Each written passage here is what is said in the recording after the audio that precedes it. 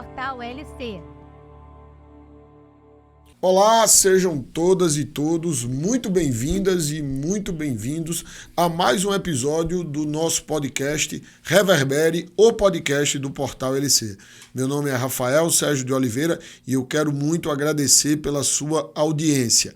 Este é o nosso episódio de número 59 e hoje vamos conversar com alguém que já é o bis no nosso podcast, no Reverbere, que é a minha querida amiga professora Cristiane Stropa, que vem falar comigo aqui, Cris, sobre o contrato de facilities.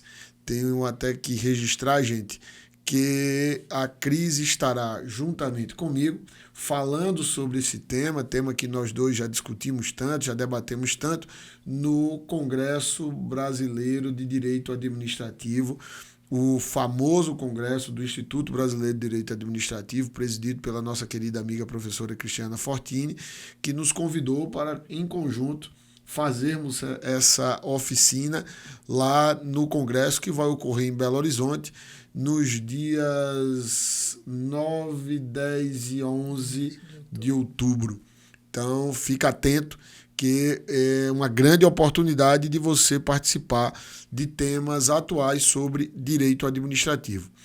Eu acredito que todo mundo que nos segue, que acompanha a audiência do Portal LC, já conhece a professora Cristiane Stropa, que eu diria que dispensa apresentações, mas para cumprir o protocolo, eu vou dizer que essa querida amiga é advogada e consultora na área de direito administrativo, é mestre e doutora pela Pontifícia Universidade Católica de São Paulo, onde hoje também é professora da matéria de direito administrativo e é palestrante, conferencista de diversos cursos na área de licitação e contrato. Se você quiser acompanhar o trabalho da professora Cristiane Stropa, eu vou te dizer aqui a sopa de letrinhas, que é o Instagram dela, que é Cris Stropa, só que é Cris com CH, CHRISS, Tropa, né?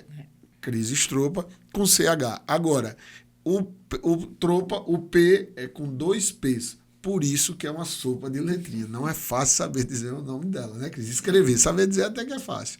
Cris, obrigado por você aceitar o convite para estar aqui, minha amiga, mais uma vez no Reverbere. Obrigado, viu? Ô, Rafael, muito obrigada. Eu que agradeço, né, pela segunda vez estar aqui falando sobre um tema que é um tema gostoso, porque você foi um dos que escreveu primeiro, né, junto com a Cristiana Fortini, sobre esse tema de gestão de facilities. Sim. Só que ainda é um tema desconhecido pela maior parte dos doutrinadores e pela maior parte dos gestores públicos, né? Sim, é verdade.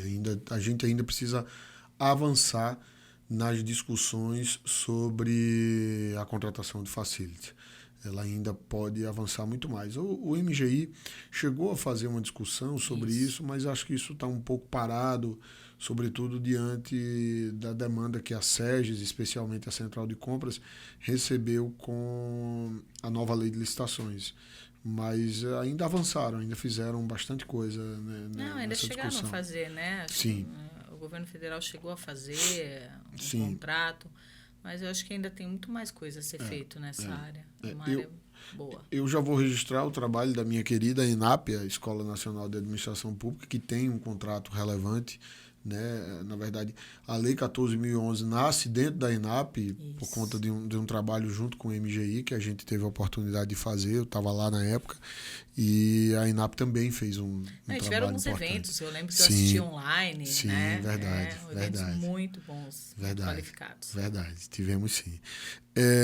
Cris, vamos falar sobre esse tema, e eu queria, antes de até dar continuidade, dizer a todos que a professora Cristiane Stropa é, inclusive, uma das autoras do nosso livro, Comentários à Lei de Licitações e Contratos Administrativos, que está com o volume 1 esgotado. A gente acabou de falar disso aqui, mas nós já estamos trabalhando numa terceira edição, na atualização da obra, e a Cris está conosco nesse time de 11 autores.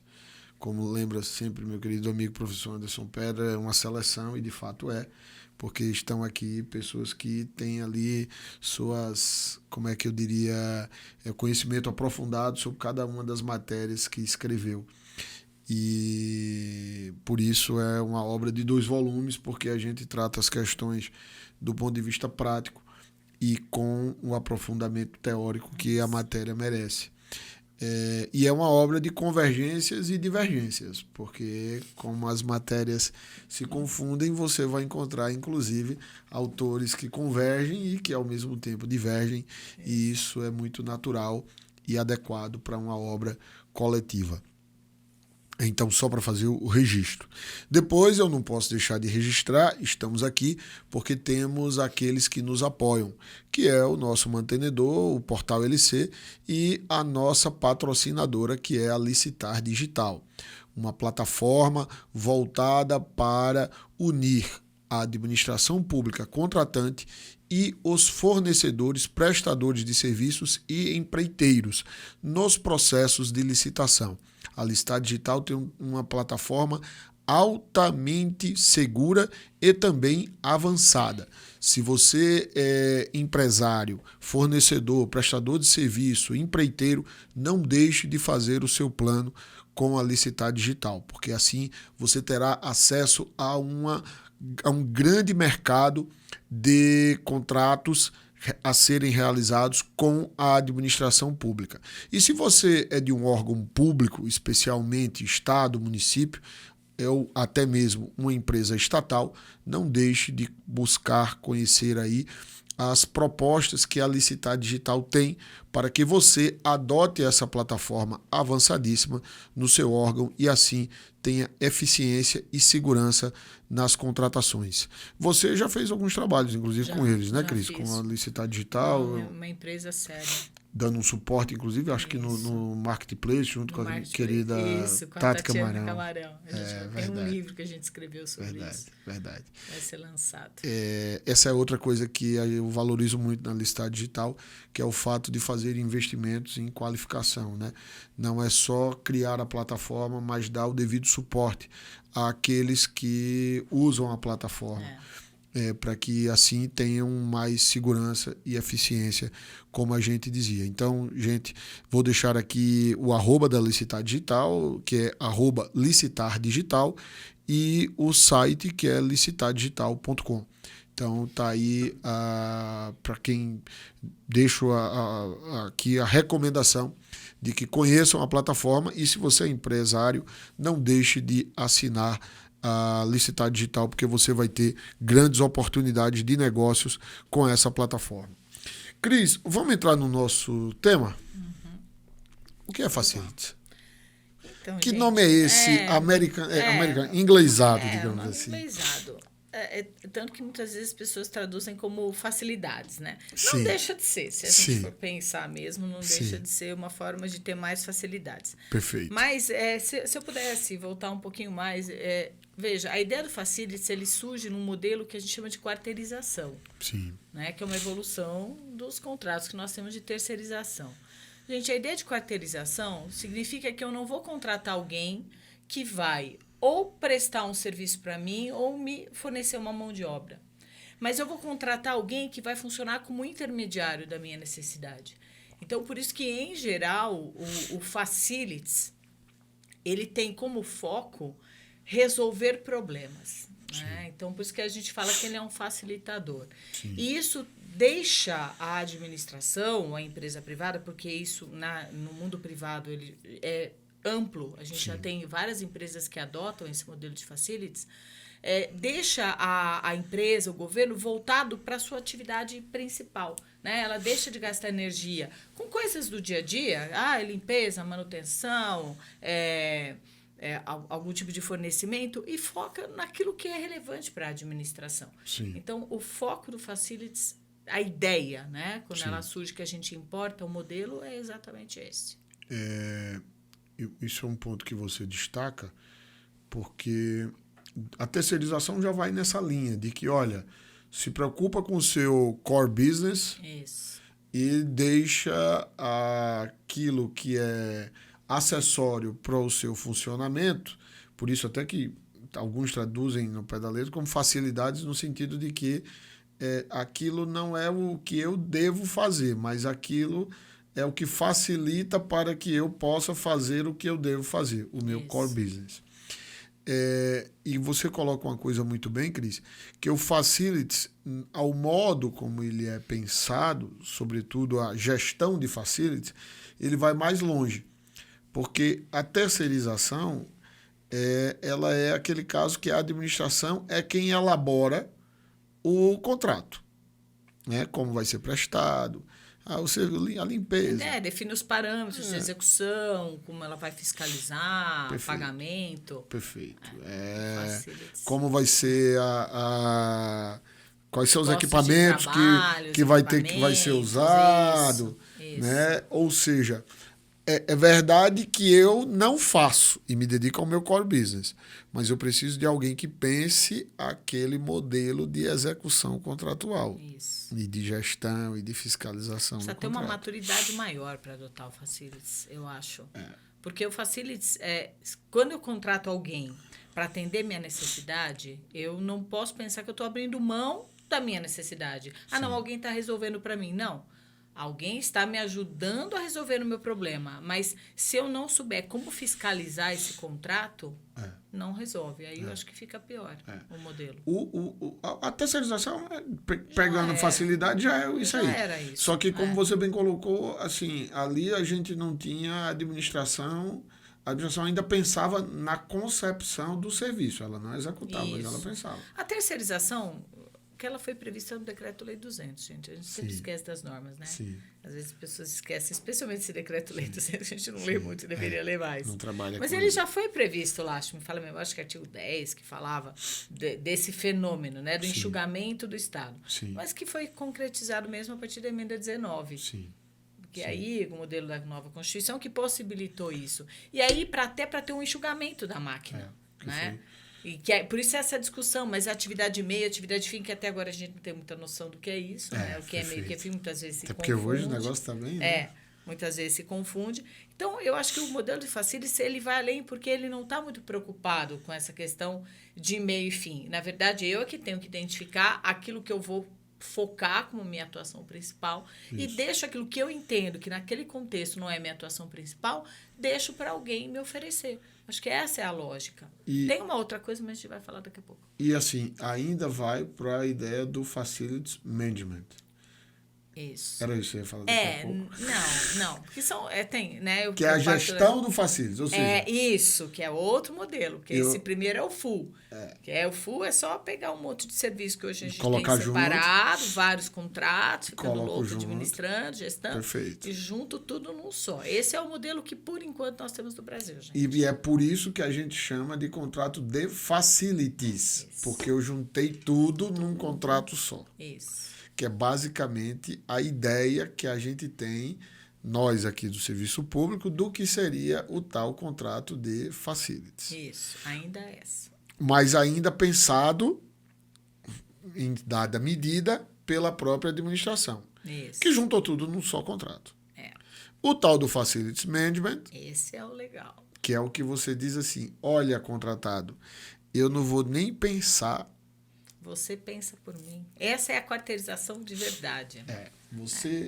A empresa contratada, ela é gerenciadora do serviço. Ela que vai dizer... Eu não sei nem se tem enceradeira hoje, quais são os equipamentos que tem, mas ela que vai dizer se vai ter aspirador de pó, se vai ter enceradeira. Eu só digo o que eu quero, eu brinco, né? Eu digo que eu quero o banheiro limpo. Eu preciso do banheiro limpo. Perfeito. Agora, quantas vezes ele vai ser limpo, como ele vai ser limpo, se eu uso... Claro que eu entendo que tem que colocar um mínimo de padrão de qualidade, de material, de equipamento, mas isso quem vai definir é o contratado, não sou eu.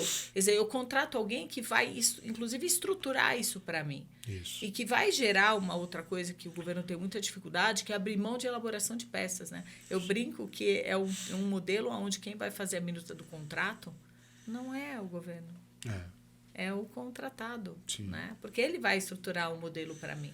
E eu tenho que entender isso. Quer dizer, eu vou ter que aprender a delegar. Isso. Né? Isso. A delegação aumenta a minha responsabilidade de fiscalização. Isso. E assim, isso é o que já se faz na iniciativa privada. Isso. Porque as empresas privadas, elas pensam exatamente aquilo que a gente estava dizendo aqui.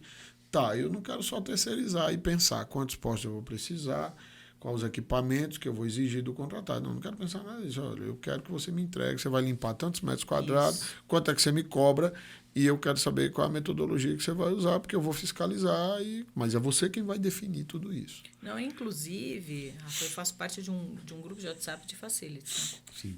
Acho que foi até em base de um de um evento que você falou no evento, e dali eu entrei naquele grupo. E eu fiquei encantada porque eu achei que não tivesse mercado no Brasil. Gente, tem mercado, acreditem. Grande. Existe mercado. Você já tem empresas que já se estruturaram para atender inicialmente a própria iniciativa privada mesmo. Perfeito. Toda vez que a gente vai num grande prédio comercial, tudo que tem ali é facility. Sim. Desde, às vezes, da pessoa que está te atendendo lá no estacionamento, até depois na portaria, quem atua dentro daquele prédio é facility. Isso. Né? Então, já existe, que no primeiro momento eu vi que foi uma grande discussão, até Tribunal de Contas, né? Eu lembro lá em São Paulo, quando o TJ foi fazer, o grande problema era esse. Não, mas não vai ter mercado. Não tem mercado. Pode ser que não tenha mercado para o Brasil todo, aí eu acredito. Né? Talvez saindo Sul, Sudeste, Centro-Oeste, que ainda você tem a tônica do Facilities. Mas existe. E as empresas estão interessadas nisso. E o mercado ele não existe ainda preparado, essa era a grande discussão, para atender a administração pública. Isso. Porque... Para entender o modelo de contratação pública, né, do governo. Governo. Mas ele está aí atendendo a iniciativa privada. Sim. Eu não acredito que esse mercado teria dificuldade de se adaptar para atender o público. Na verdade, também não. Eu lembro, e aí voltando a falar do trabalho que foi feito na ENAP, eu lembro que, pelo contrário, eles tinham muito interesse em atingir esse público. Cris, você mencionava aqui, antes da gente começar, a ISO. Que temos, né, da força que o Facilities pegou, nós temos uma norma ISO que é sobre facilities, né? Então, até quem quiser conhecer, é a ISO 41001, a ISO 41001. Isso. Ela vai conceituar o que é facilities, vai trazer lá os requisitos, então é sempre bom você até dar uma olhada para conhecer as espécies, em que nível você pode chegar, né, de onde você parte até onde você pode chegar para essa metodologia de, digamos assim, de procura, né, de procurar solução, de externalização, de procurar soluções para a necessidade pública fora da própria administração. Há várias normas ISO, essa é a mais importante. Né? Perfeito. E há também, hoje, já foi criado um profissional de facilities. Sim. Né? Porque tem que ser um profissional, então já existe uma descrição, já existe uma categoria profissional que é gestor de facilities. Sim. Né? Eu até penso que em algum momento, né, a administração vai ter que ter essa função. Não digo o cargo, né, mas vai ter que ter a função de gestor de facilities. Que é, na verdade, talvez, digamos aí, um gestor de contrato especializado no contrato de facilities. Ô, Cris, agora, por que é que a gente, na administração pública, teve tanta dificuldade em chegar a esse modelo de contratação? Qual era a resistência? Era uma resistência jurídica? Era uma resistência de ordem técnica, digamos assim? Qual a razão que nós não incorporamos isso hoje fortemente na administração pública? E por que a gente até está partindo atrás da iniciativa privada? Eu penso que o fundamento era legal mesmo, né? A Lei 8666, aí você me corrige se o dispositivo estiver errado, acho que o parágrafo 1º do artigo 23, que está reproduzido também agora na Lei 14133, de 47, né? A gente estava conversando antes. Ele, de alguma maneira, veda que a gente pegue objetos de natureza diferente e junte esses objetos, porque isso gera uma restrição de participação. Né? Porque se eu estou licitando objetos que são oferecidos por fornecedores distintos, bem ou mal restrinjo a possibilidade dos interessados participarem dessa licitação. E o TCU mesmo já tinha uma súmula, né, a 247, que dizia, olha, todas as vezes que você se deparar com essa situação, você é obrigado a dividir o objeto, até para ampliar a competição. Então, quando a gente tem a inserção do facilities, acho que a primeira coisa interessante, antes inclusive de legislação, foi a quebra desse paradigma. Sim. Quer dizer, mesmo na vigência da Lei 8.666, né, se aceitou a junção de serviços naquela lógica do Facilities Full. Né? Eu juntei serviços que eram, sim, prestados por empresas diferentes, num único modelo, com uma única empresa oferecendo tudo isso. Né? E aí o TCU, a partir daí, validou o modelo. Sim. Acordam 929, né? O primeiro que admite essa reunião de vários contratos em um é o famoso Acórdão 1214/2013. Né? Que é aquele isso. que até é um item que ele coloca até, veja que interessante, ele diz, deve ser evitado, item 9.1.16 desse acórdão, deve ser evitado o parcelamento de serviços não especializados, a exemplo de limpeza, cooperagem, garçom, sendo objeto de parcelamento de serviços em que reste comprovado que as empresas atuam no mercado de forma segmentada por especialização. É muito interessante a fundamentação desse tópico do acórdão, que a área técnica, que na verdade não foi área técnica, esse acórdão partiu de um grupo de trabalho que envolveu diversos órgãos, AGU, CGU, o então Ministério do Planejamento e Orçamento, o próprio TCU e assim, eles dizem lá, é que o princípio do parcelamento não coloca nesses termos, eu gosto de falar isso, ele é uma espécie de subprincípio, porque ele vem ao encontro da competitividade. Isso. Então, se eu percebo que esses serviços todos, como ele menciona aqui, os tais serviços não especializados, não são prestados de maneira segmentada no mercado, eu não preciso passar lá. Porque no começo lá, como você mencionou, quando a terceirização pegou força, você tinha uma empresa que era estropa, limpeza e conservação. A outra era não sei o que lá, vigilância. É isso. E hoje não é assim. Hoje é serviço terceirizado. Tanto que quando a gente olha o objeto social da empresa, ela faz tudo. Faz tudo. Ela faz tudo. Né? Porque essa é a lógica. E a especialidade dela não é o serviço. Até porque os serviços são muito simples. Isso. Então não há essa necessidade. Não há essa necessidade. E aí o que eu tenho que ser é bom gestor de mão de obra. Isso. Eu tenho que ser bom gestor de mão de obra. E então o Acórdão 1214/2013 eu diria que foi o pontapé inicial. Acho que esse pode foi o pode juntar. Né? Esse foi acho que a partir dele, né, começou o modelo. Muito embora que São Paulo, o TCE São Paulo não chegou a analisar, não tem, pelo menos assim, pesquisa que eu fiz, acordo relevante. Mas se não me falha a memória, o primeiro Facilities quem fez foi a Sabesp. Sim, foi antes. Eu tenho uma notícia de acho que foi em 2013 não sei também. Se o primeiro, mas um dos primeiros. Mas não sei dizer. Foi o primeiro, não porque sei, quando ele fez baseado, assim, não tinha referencial. Entendi. Ainda, né? Na época ele usava a Lei 8.666 e não há nada relevante, pelo menos em termos de posição. E é considerado um case de sucesso. É um case de sucesso. Sim. Né? Sim. Aí depois veio a Caixa. Sim. Né? Que é o caso do acórdão, e aí já especificamente sobre Facilities, acórdão do TCU, que é o 929/2017 plenário. Isso, que é o acórdão 929/2017 plenário, que é da Caixa, que admite a contratação de Facilities, ou seja, a reunião de diversos serviços em um único contrato e com minimamente uma gestão ali pelo contratado. Né? Ele fazia algumas exigências, né? Sim. Até porque a partir do momento que o modelo passa a ser usado, eu tenho que aprofundar até a análise. Sim. Então, a questão atinente, olha, participação em consórcio, que foi alguma coisa que o Tribunal de Contas do Estado de São Paulo exigiu na época do TJ. Isso é interessante. Até porque questionou se havia mercado para isso. Sim. Então, colocar a possibilidade de participação, não vedar a participação de empresas em consórcio. Sem dúvida, isso aqui você vai ter que colocar. Né? Primordial. A questão da qualificação técnica também estava isso. Sim. O uso do pregão, que isso é muito interessante, porque isso caracteriza que o serviço é comum. Né? Porque é a característica. Porque se não for serviço comum, eu entendo que não dá para pôr no Facilities. Né? Pelo menos para juntar com outro, não. Você pode ter dentro de uma modelagem de contratação. Talvez aquele modelo mais complexo, o Facilities Full, que eu boto ali a solução em jogo. Pode até ser. Eu teria de sair aí do pregão, né? Mas o facilitizão mesmo full, que eu junto tudo no cada serviço num só. Não. Inicialmente concebido pela própria administração. Por isso o pregão. Isso. Eu também acho que não ficaria ali necessariamente no pregão, não.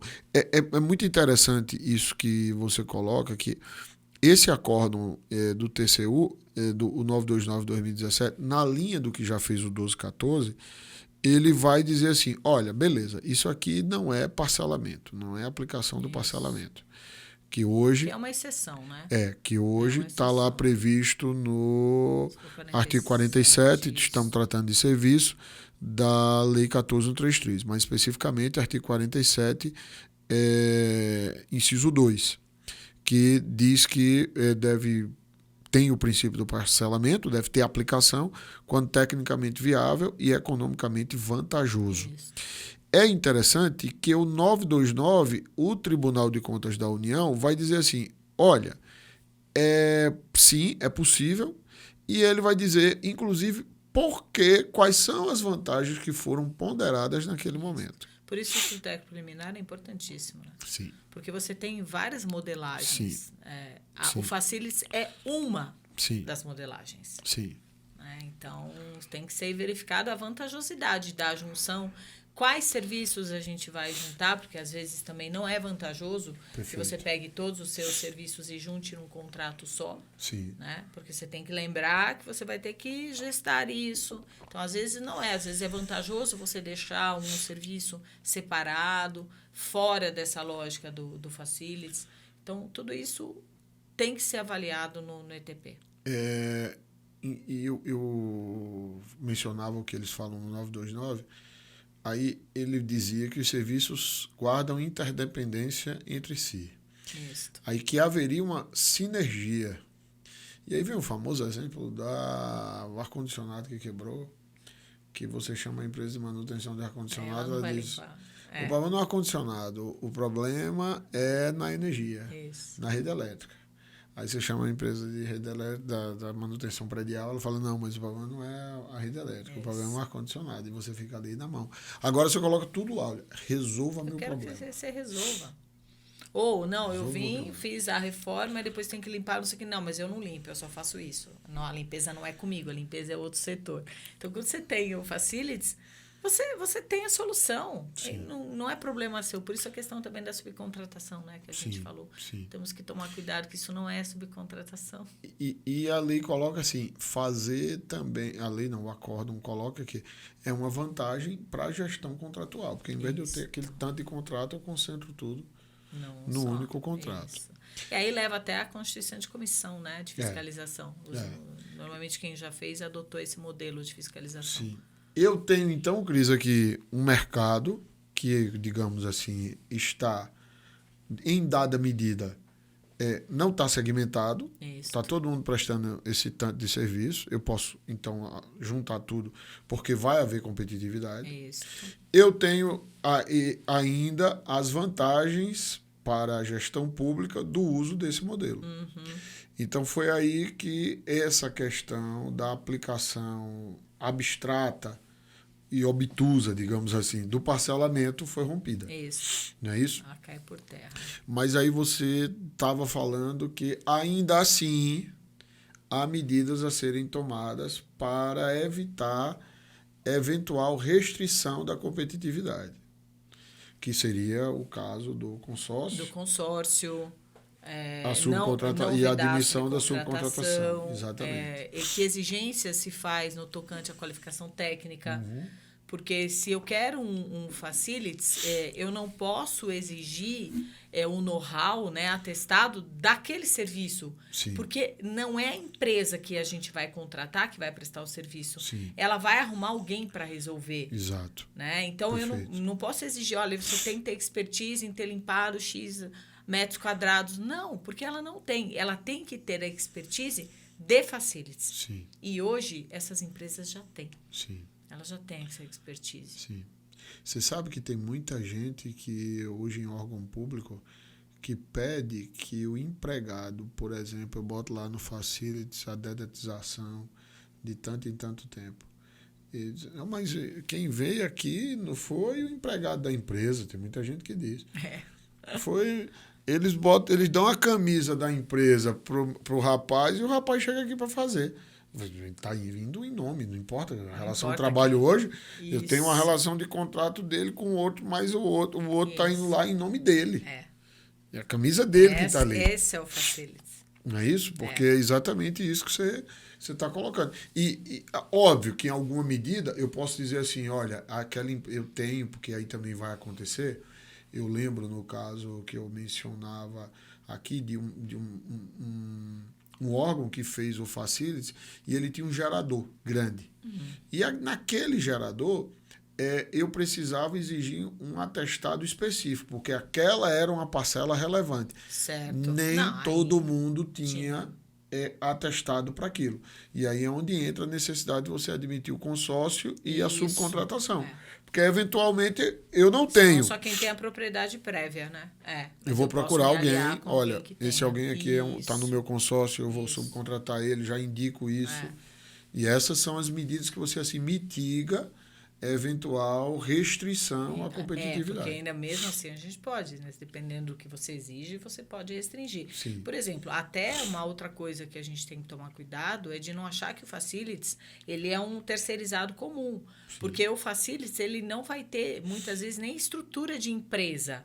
Ele é uma sala com uma pessoa que tem um telefone e um computador. Sim. Porque ele não tem mão de obra ali. Então, ele não tem funcionário. Sim. Ele é alguém que, se você precisar, eu preciso de 300 pessoas para um evento, ele vai te arrumar. Sim. Né? A lógica do facilities é isso. Sim. É bem isso mesmo. Cris, e a gente tem outro acordo. O 10264, 2018, segunda Câmara, que você também mencionava ele aqui para mim no backstage, que é um caso do Sebrae. Isso. E que não foi para frente. O Sebrae acabou desistindo, já que o TCU fez tantas recomendações diante do quadro dali do edital do Sebrae, que o Sebrae disse não. Mas depois ele fez, né? Fez o facilities, mas esse caso não foi. Nesse caso não foi para frente. Nesse caso aqui não foi para frente. Então, a gente percebe que a jurisprudência do TCU superou isso. Sim. Eu entendo que ela acabou por superar, e ainda hoje, quando a gente estuda o tema, né? Você Sim. escreveu sobre o tema, eu também já escrevi bastante sobre o tema. A base são esses 3 acordos. Sim. Né? A partir dali, a gente foi só pensando na evolução do modelo. Isso. Que hoje eu acho que ele é um modelo que ele tem uma outra finalidade. É isso que eu acho que a gente tem que chegar nessa nova ideia do que é o facilities. E a gente chega à Lei 14.011. Que aí, num trabalho, como eu mencionava, feito na Escola Nacional de Administração Pública, junto com o MGI, foi incluído o artigo 7º, eu só falava artigo 8º e ela estava me corrigindo, gente. Foi incluído o artigo 7º, que agora diz que, olha, pode ter facilities. Até, se você me permitir, né, eu adoro dados históricos, viu, gente? Na verdade, essa lei é uma lei que altera uma lei federal que trata sobre uso de bem público. Sim. Né? E esse artigo 7º é só um artigo, gente, acreditem. Não é a lei, é um artigo. Ele trata, na verdade, de gestão de uso de bem imóvel. Sim. Que não precisa ser necessariamente público. Então, a lógica desse... imóvel local. Isso. A lógica dessa lei e desse artigo é isso. Por isso que ele começa, no primeiro momento, apenas com essa finalidade. Não, a finalidade do facilities é possibilitar que o governo que tenha um imóvel que não está sendo utilizado, Sim. Não está sendo utilizado, porque eu não fiz a reforma, porque ele não é moderno, então eu deixo aquele imóvel abandonado e eu vou adquirir um imóvel mais moderno. Não, é possibilitar que esses imóveis que a administração federal tem possam ser atualizados, né? Através desse modelo de facilities que acaba gerando também uma economia para a administração. Então, ele surge nesse contexto. Né? Mas eu acho que hoje ele não é só isso. Tanto que, quando saiu esse dispositivo, muitas pessoas disseram, mas essa lei trata de imóveis da União. Isso. Então, esse seria um dispositivo tipicamente federal. Federal, isso. E aqui vai uma coisa que nós passamos por essa discussão na lei do pregão. Porque a medida provisória que tratava do pregão inicialmente só destinava o pregão para a União. Para a esfera federal, isso. Para a União. E, ora, se a União é quem pode legislar sobre norma geral... De licitação e contratação, né? Então, como, contratação. Então, como é que ela trata de um instituto como esse, que àquele tempo flexibilizava por demais o princípio do parcelamento, só para ela, e deixa a gente aqui, que não tem competência para legislar sobre norma geral, de braço cruzado. Então, não, essa norma... Sim, é norma geral. O artigo 7º é norma, inclusive para as empresas estatais também. Inclusive... Pode ser encampado para as estatais. Não há problema estatais, nenhum aqui de você ter aqui, basear-se como fundamento para a estatal. Caixa já fez, Banco do Brasil já fez. Exatamente. É um modelo que a gente sabe que são normas que irradiam, né? Digamos assim, tem um efeito irradiador e que assim, é quase que uma nova compreensão de institutos que antes limitavam, como é o caso do princípio do parcelamento. Aí a administração, então, com esse dispositivo, fica claro, só que ela fala, Cris, que é nos termos da Lei 8666. Mas aí a própria Lei 14133 resolveu, né? Quando ela disse, acho que é o artigo 84, 89. Né? A 89, que diz, aonde estiver fazendo referência a Lei 8666, o pregão RDC, leia-se Lei 14133. Perfeito. Então, não há discussão com relação a esse... Está resolvido, ou seja, está recebido. Isso. No âmbito... O contrato é um contrato administrativo, eu acho que também com relação discussão. a isso não há discussão. Sim. Claro que aí a gente exclui as estatais, que aí você tem a 303 com uma outra modelagem de contrato. Sim. Agora, é um contrato administrativo com regras especiais. Isso. Por isso que para mim demanda uma regulamentação. A gente precisa, sim, ainda ter uma regulamentação disso. Eu achei que ia vir e não veio. Por quê? Primeiro, qual é o X da questão desse dispositivo? Ele vai para uma espécie de um facilities management. Porque é um contrato, diz a lei, gente, o artigo 7º da Lei 14.011, diz que esse é um contrato de gestão para ocupação de imóveis públicos. E isso gerou a discussão de que, então, esse contrato só pode ser para imóveis próprio do Estado. Próprio do Estado. Algumas coisas que aqui estão, sim. Não é? Como, por exemplo, a realização de obras. Eu não concordo. Eu não concordo, não. Eu diria assim, que, vou pagar a obra. Vou pagar a obra, aquilo vai ser incorporado ao seu patrimônio. Eu acho que isso tem que ser imóvel público. Não sei qual é a sua avaliação sobre isso. Eu não concordo. Mas você não acha... É a mesma lógica do build to suit. É a mesma lógica. O problema é o seguinte, é claro que desde que isso seja amortizado e que haja algum nível de vantagem para a administração, perfeito, eu só não posso enriquecer o proprietário do bem. Perfeito. Então estamos na mesma. Tem que amortizar. Tem que amortizar. Ou seja, mas eu acho que essa vedação, para mim, ela não é coerente. Não, mas eu não acho nem que aqui está vedando. É porque, como você bem colocou, o artigo 7º foi pensado numa maneira de... a administração não tinha recurso para fazer investimento nesses imóveis. Então, o que é que a gente faz? A gente bota isso como custeio e paga a obra aqui. Incorpora, valoriza o imóvel público. Entretanto, isso não seria problema, porque aqui a gente já incorporou a noção de que eu poderia juntar e de que eu poderia dizer ao contratado, olha, gere o serviço para mim. Só que aqui no imóvel locado, eu posso até colocar isso, mas eu não poderia não pedir a amortização, que é o que você bem coloca, aí eu concordo. Eu vou fazer a obra, vou pagar para beleza. Agora, esse imóvel, isso aqui eu vou ter que amortizar. Sim. A gente vai ter que descontar de alguma maneira. E aí isso é lógico. Seria até um modelo privado. Perfeito. Se a gente faz uma obra, uma melhoria, uma benfeitoria, uma benfeitoria claro. que vai incorporar o patrimônio e não vai ficar na nossa propriedade, né? Vai ficar, eu tenho que amortizar isso. Perfeito. Então, nada diferente com o governo. E não é só obra. Não, fornecimento também. De materiais. Inclusive, essa obra, eles falam contratação super integrada, né? Porque o projeto, quem vai fazer não é o governo. Não é o governo, é o contratado. Por isso que ele é um modelo de management. Não, e ele não existe, né? Assim, a gente estava conversando aqui, não há nenhum case. Já há vários modelos de facilities, mas nenhum ainda usando o management, né? Normalmente os que tem são full. É porque a ideia aqui eu tenho lá meu prédio. Como é que eu faço aqui? Eu contrato, a empresa vai dizer, porque o serviço de recepcionista, ele depende da estrutura que eu tenho. Isso. Quantos recepcionistas eu preciso?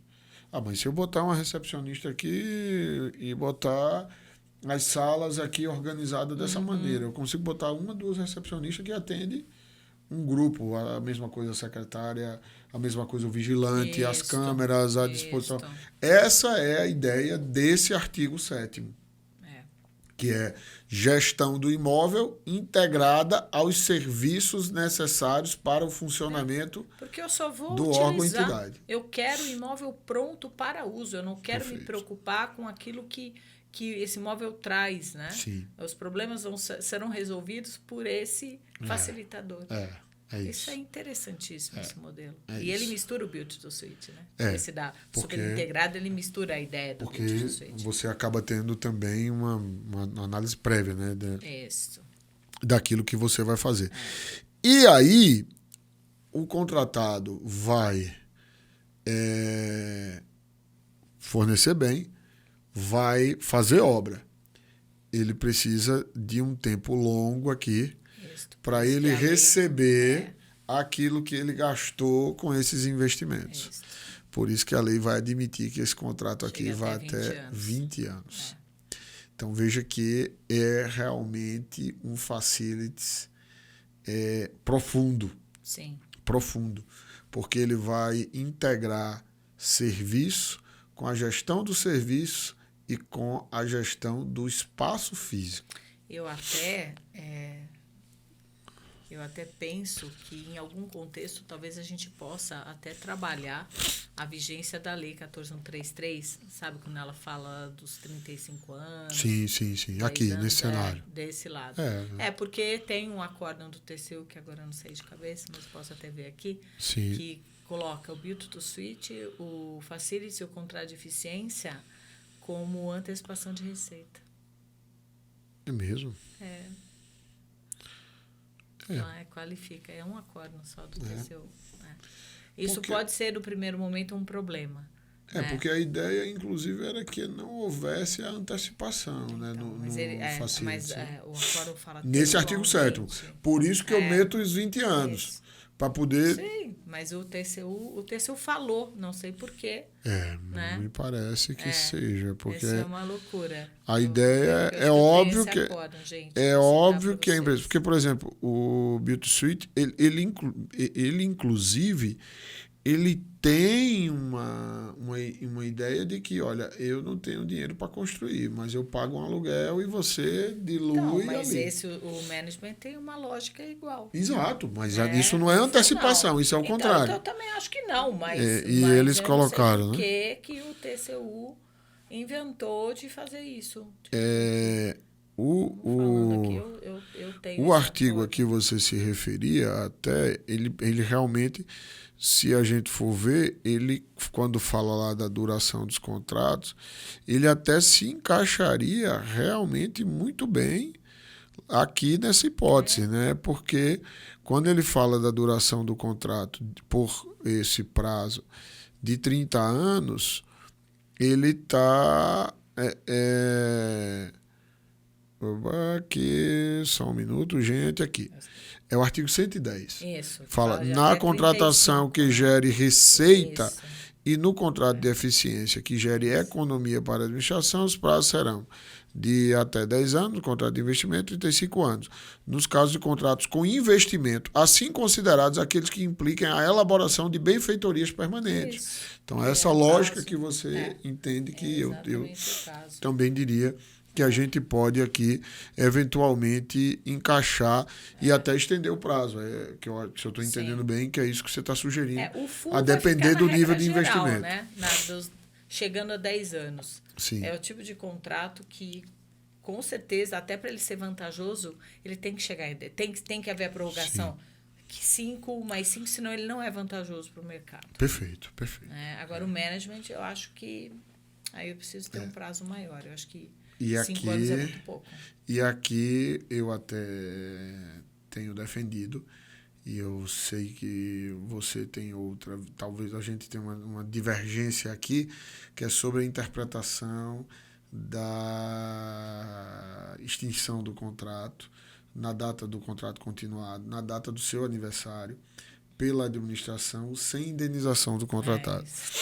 Eu acho que a lei trouxe, eu acho que equipara-se àquela prerrogativa, né, da administração, está prevista em lei, quem entra nessa sabe disso, mas eu defendo, e eu sei que você acha que não, você acha que isso é inconstitucional, deveria ter, não poderia ser sem indenização.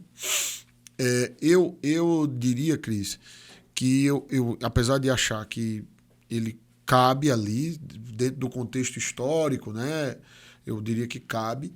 Agora, eu acho que a administração pode abrir mão dessa prerrogativa no edital, no instrumento convocatório. E aí, pela vinculação, se houver adesão sem questionamento, ele estaria concordando? Não, a administração diz assim, eu abro mão da prerrogativa. Ou seja, eu estou garantindo 5 anos. E no contrato de facilities, eu diria que não tem como não ser assim. Não, eu também acho que não. Não, eu quero dizer que, pense numa vantajosidade da administração. Olha, eu quero abrir mão dessa prerrogativa. Sim. Porque qual é a ideia? Não, eu concordo com a ideia de eu elastecer esse prazo é eu ganhar na redução do custo de transação da prorrogação. Isso. Só que a administração pode eventualmente dizer, eita, não consigo mais. Então, peraí, não podia prorrogar? Você pode agora, saiba contratar. Ela pode ir no aniversário. Sim. Preenchidos os requisitos, notificação com 2 meses de antecedência, tal, ela pode chegar e dizer, não quero mais, sem indenização.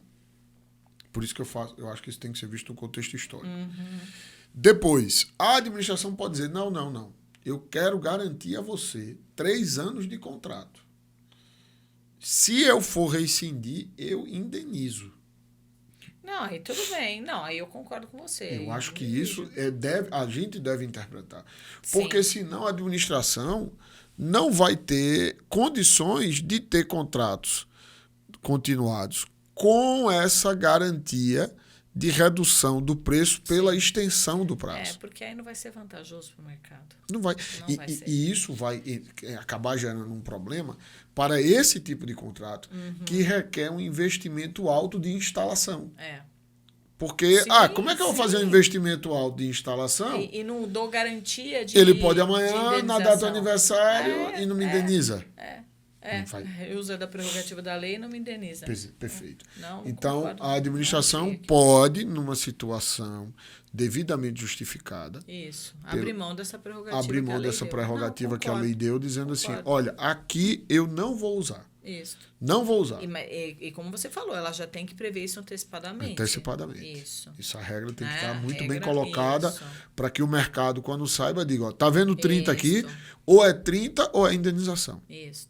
Então, isso é uma coisa que eu acho que a gente deveria trabalhar. Cris, eu diria que a gente tinha muita coisa ainda aqui para falar. Porque a gente tem tanta coisa ainda. Mas vamos fazer um convite para as pessoas que se interessam por esse tema para que estejam na nossa oficina lá no CBDA, no Congresso Brasileiro de Direito Administrativo, promovido pelo IBDA, que vai ser em Belo Horizonte, lá ali perto do feriado de 12 de outubro, que esse mês é num sábado. E, por isso, o evento vai ser ali nos dias 9, 10 e 11. O evento está imperdível e convido a todos para isso. Além disso, não posso deixar de convidar você para conhecer os cursos que o Portal LC oferece lá na nossa página. Temos cursos de todas as etapas do processo de contratação, além também das capacitações in company, que nós ofertamos de maneira customizada para a sua empresa ou para o seu órgão ou entidade pública. Garantimos capacitação de excelência.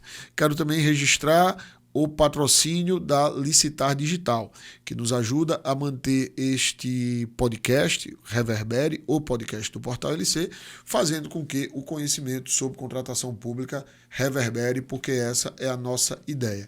E nada melhor do que isso, do que ter aqui você, Cris Stropa. Por isso, te agradeço demais, minha amiga, que você, quando você fala, de fato, o conhecimento reverbera.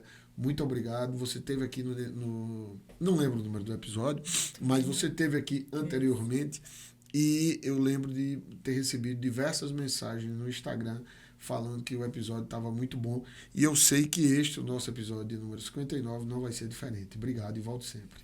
Ai, meu amigo, eu que agradeço, sempre muito bom. Eu sou fã do Reverbere. Eu sei disso. Assisto todos os episódios. É verdade.